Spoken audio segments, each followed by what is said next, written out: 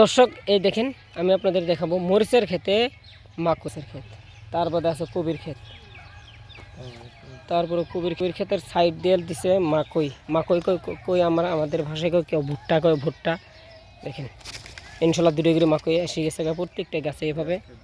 এই দেখেন দুটো মাকই গাছে দুই যে নিচে দেখেন। তো আমি আপনাদের দেখবো আর একটা আবাদ আছে মরিচের ক্ষেতে। দেখেন এটা কি দর্শক, এটা কী ফুল আছে মরিচের ক্ষেতে, এটা কিসের ফুল আপনারা কমেন্ট বক্সে জানাবেন। মরিচের ক্ষেতে এটা কী দেন, কি সুন্দর অনেকটি আসলো, লাহে লাহে মানুষে খাইছে, আমাদের ঘরেও খাইছে। এটা কত সুন্দর ফুল দেখছেন না, আল্লাহর তাআলার কি কুদরত। আর দেখেন কি পরিমাণ ফুল, এটা দেখছেন, আলহামদুলিল্লাহ আলহামদুলিল্লাহ। হ্যাঁ দেখেন চারোটা সাইডই দর্শক এইভাবে, চারোটা সাইড এরকম আছে, দেখছেন কোনো মেরেই নাই। জিনিসটা নষ্ট হইল দর্শক।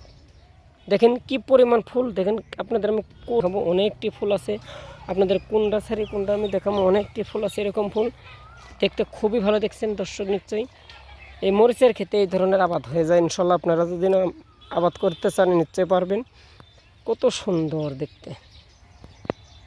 আপনারা ভিডিওটা শেয়ার করেন, নতুন হয়তো আমার এই পেজটাকে ফলো করেন। যারা ইউটিউব থেকে দেখবেন, ইউটিউবে একটা আমার ইউটিউব যেটা পেজ আছে এই পেজটা আপনারা সাবস্ক্রাইব করে দিবেন।